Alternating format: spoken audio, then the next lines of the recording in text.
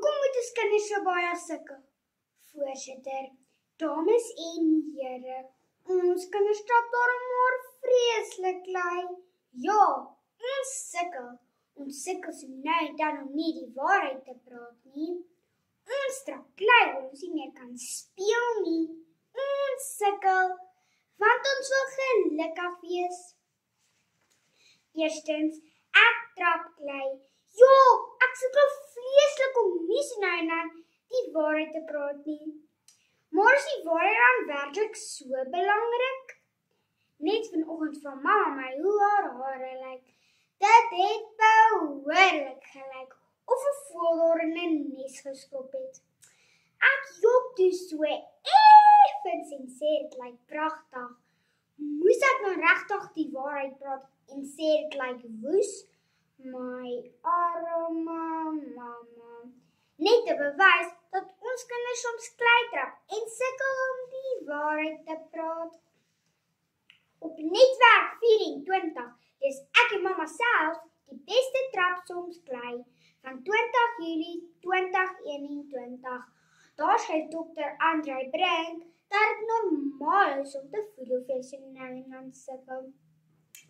Ons kinders trap vreeslik lui. Ons sukkel om nie so nou en dan te jok nie. Maar in werklikheid dink ek speel ons net. As ek nou daaraan dink, word ons kinders ook nie toegelaat om te speel nie. Ons vark vat al ons tyd. Speel is deesdae so skaars soos hoendertande. En die rooi rose lees ons hoekom dit goeders vir kinders om te speel. Van 6 Oktober 2023. Daar skryf sielkundige Anais Resou dat ons kinders meer moet speel. Ek stem saam met haar. Ons kinders trap vreeslik lui en ek sê ons kinders hoef nie so te sukkel nie.